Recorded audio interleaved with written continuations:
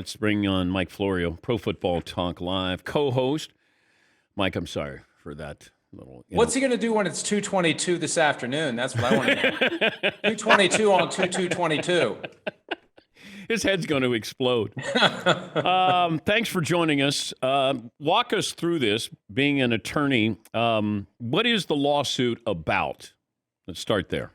Well, the lawsuit is about specifically Brian Flores being fired by the Dolphins when he believes he shouldn't have been, and also not being hired by the Giants or being given a fair opportunity to compete for the Giants' job. More broadly, it is a referendum on the NFL's decades-long issue with racial bias in the hiring of coaches. Hiring of coaches, retention of coaches, compensation of coaches, black coaches, obviously, opportunities available for them as head coaches, then executives, black executives not becoming general managers, just the failures that have been hiding in plain sight for years. The failures that brought about the Rooney Rule 20 years ago was the threat of litigation, not actual litigation, from the late Johnny Cochran and Cyrus Mehri that got the NFL to adopt the Rooney Rule. Here we are 20 years later, not much progress has been made.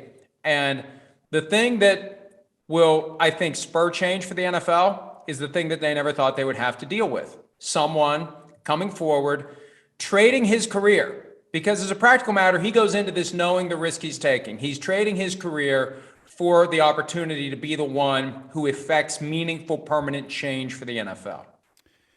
Suing the Broncos, the Giants, the NFL, is that separate or is it collective civil lawsuit? Well, the Dolphins are part of it as well, and it's an attack on the entire structure, the entire system. Now, he can specifically point to incidents with the Dolphins. He was held to a different standard. He was held to a higher standard. He was fired when he shouldn't have been. He's regarded as the angry black man who must be dealt with instead of the demanding head coach who is going to lead the team to victory. That's the perception. That may be the reality. That's what the case will try to prove.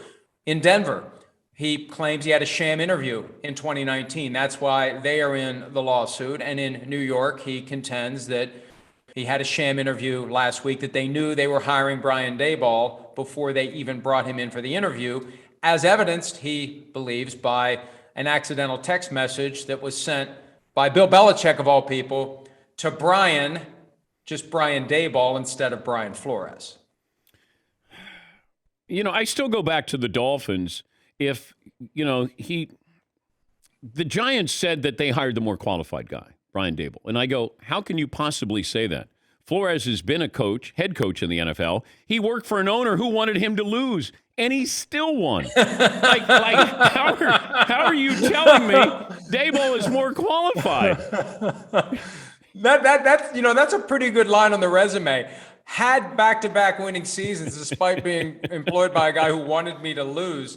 But you're right, Dan. Look, every time a coordinator becomes a head coach, there's a risk that is being taken that the coordinator who steps into a very different job won't be able to do the job. With Brian Flores, we've seen it. He's done it. He swept the Patriots in 2021, for crying out loud. So he's proven he can make the adjustment from coordinator to head coach. He's more qualified than Brian Daboll from that perspective. But the Dolphins thing is fascinating too. And this needs to get proper attention and scrutiny. This idea that, and it's an allegation, I know, but that Stephen Ross offered Brian Flores $100,000 per loss in 2019, when I believe that Stephen Ross was trying to do a full season tank to get the number one pick in 2020. Originally he wanted Tua, then he fell in love with Joe Burrow. How does the NFL not aggressively investigate that? And if any of it is even remotely true, immediately eject Stephen Ross from club oligarch? Well, I don't know how you prove it, but to have, a number like, he offered me money, he offered me $100,000. Did Flores corroborate that story with his assistant coaches or anybody else? Is there a paper trail there?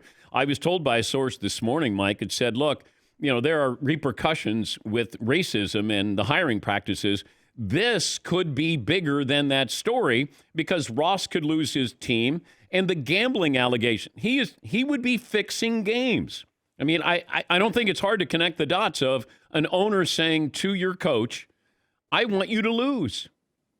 Yeah, right. It's fixing games not for the purposes of fixing games, Tim Donaghy style. It's fixing games with a broader strategic objective in mind. We're going to take our lumps. We're going to be bad all of 2019, not just once we know we're not a playoff team. We know we're not a playoff team going in.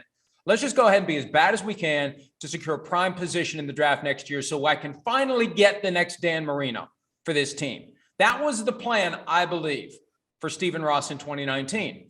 And, you know, the difference doesn't matter. If you're trying to lose in an environment where the NFL has partnerships with 7 different sports books and gambling is spreading everywhere, everyone has to be trying to win every game. And this is going to spark a broader conversation, I believe, about the connection between draft position and losing games late in the season when you're out of the playoffs. They need to find a way to take away the incentive to lose because it's there. It's there. And teams have done it from time to time. They do it adroitly. They cover their tracks. But the incentive is obvious to try to lose games once you know you're not in the playoffs. You get a better spot when it's time to pick the best players the next year. I'm going to play something for you. If you've ever wanted to hear what $600,000 sounds like, this is what it sounds like. This is May of 2017 when I had Mark Cuban, the Mavericks owner, and he admitted to the Mavs tanking. I mean, it's like, look, we all, the Mavs, once we were eliminated from the playoffs, we did everything possible to lose games. And so if we did it up front, if we knew that this was a rebuild season and we just did it up front, then, you kind of know what kind of team you have. And if you could get eliminated early and then start building momentum, you can finish, your season 30-10 and end up with a boatload of ping pong balls. How did you tank? How do you play all your young players? Okay, that was it. But there is it you send out a memo or you just say no, because the guys, once a guy walks on the court, they're going to play their heart out. Particularly the young guys because they have something to prove. So Dorian Finney-Smith, Yogi Ferrell, there's nothing you could say or do to them to say don't play hard or try to lose this game. That wouldn't be right, and I don't think any NBA team would ever do that. But when you have Salah Mesri shooting threes, that's not a good thing. Yeah. That cost him $600,000. He violated the first rule of Tank Club. Don't talk about Tank Club, right? But the incentive is there but until he didn't they tell change his the coach system. to. Well, no, but this is how it works. You make the decision as the owner of the team. You want to evaluate the young players. You want to see how the third string quarterback does. I thought that's what the Texans were doing late in the season when they decided to go with Davis Mills over Tyrod Taylor. They won some games, though. It doesn't always work out, but the incentive is there. The system creates the incentive. The draft, the way they do the draft creates the incentive. And the NFL never wants to acknowledge the obvious connection between losing once you're done, like Mark Cuban said, and rising in the opportunity to get the potentially generational talent that transforms your team. It's obvious. And, I've been kicking around some ideas on what to do about it. There's no easy solution. The easiest solution is to get rid of the draft. They're never going to do that. But there's got to be a way to remove the incentive to lose, because the incentive to lose is there when you look at the draft order and you look at how much gets given up. Look at what the 49ers gave up to go from 12 to 3 last year. 2 more first-round picks and a third-round pick. Every year, significant assets are surrendered to go a little bit higher. Hey, if we just would have lost this game or this game, Chase Young would be a Giant if the Giants had lost to Washington week 17 of the 2019 season. So there's a real benefit to it, and they just need to remove the incentive. And this is how it's biting them in the butt. And it'll be interesting to see whether they take it seriously and investigate it or look the other way. Dan, I think they're going to brush it under the rug. I think they've got too much that can happen to the NFL collectively. Congress on the scene potentially. They're going to rally around Stephen Ross and they're going to brush this under the rug. I hope I'm wrong. I never have hoped that I am more wrong than I am right now about it. I hope they take it seriously. My guess is they can't because the ramifications are too significant. He's Mike Florio, Pro Football Talk Live co-host. Why isn't there a union for coaches in the NFL? Well, because coaches don't want to trade their careers for signing a union card. And with only 32 teams and so many more qualified individuals who could come in and become, even if they're not good coaches right out of the gates, they could grow into the job. Supply outweighs demand. The coaches would never come together and create the union. It also becomes complicated when you become a head coach, because head coach is management. I think the union would consist of assistant coaches. Then you'd exit the union when you become a head coach. But that's part of the problem. It's part of the problem. Talk to Sean Payton about Bountygate, and it becomes crystal clear the difference between having a union which fought and beat back all of the player suspensions and being a coach and having no rights. The commissioner suspended you. Well, I want to appeal it. Okay, you appeal it to the commissioner. Appeal denied. See you next year. Jim Harbaugh, I don't think gets on that plane unless when he gets off, he's expected to be the head coach of the Minnesota Vikings. What do you think? He wants to come back to the NFL. He wants to win a Super Bowl. He has to deal with the fact that his brother John won the one that Jim thought he was going to win in 2012. And he's got an ally there in the new general manager, Kwesi Adolfo-Mensah. Whatever happened in San Francisco, however it went sideways between Jim Harbaugh and former 49ers general manager Trent Baalke, however ownership was involved in the dysfunction, Adolfo-Mensah was there for the last 2 years of Harbaugh's time there. And whatever he saw, whatever he witnessed, whatever he observed and experienced, put Harbaugh at the top of his list of coaches to hire when he becomes a general manager. That tells you something. And I think the Vikings are a little bit leery about Harbaugh. There's a sense that maybe he's got to win the job today in the interview. And, you just got to ask yourself, do you want a guy that was 44-19-1 in 4 seasons? Do you want a guy that took a team that was 6-10 with no offseason program because of the lockout in 2011 and took his team to the brink of the Super Bowl? But for a couple of muff punts by Kyle Williams, they would have been in the Super Bowl that year. It was an amazing turnaround. That's what the Wilfs have to ask themselves. Do we want to roll the dice on a guy who has shown he can do it? Or do we want to roll the dice on a guy who has never even had a head coaching job before? I didn't even ask you about Tom Brady. Do you think Tom left out acknowledging the Patriots on purpose?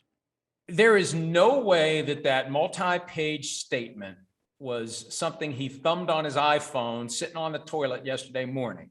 That thing was written and rewritten and revised and vetted, and everything in there was there for a reason. Everything not in there was not in there for a reason. I think it was deliberate, whatever the reason. I don't know. People think he's going to show up at Gillette Stadium and do a one-day contract and he'll do his Patriots victory lap then. Who knows? But it really was glaring to see pretty much every one of the Buccaneers organization thanked and no mention of the Patriots whatsoever. You okay with the Washington Commanders? I'm okay with the fact that the name isn't what it used to be. And I was fine with Washington football team. Yeah, I don't like the uniforms, but I like the old school uniforms. I love it when the Raiders and the Cowboys play, when the Browns and the Packers play. The Nikification of the NFL continues, and we have a new set of jerseys that can be purchased for $199.99 at NFLshop.com. Please buy them now and buy them quickly, because in 2 years they'll be changing again. Good stuff. Thank you, Mike. Great to talk to you. Good talking to you, Dan. All right. See you, pal. Mike Florio, Pro Football Talk.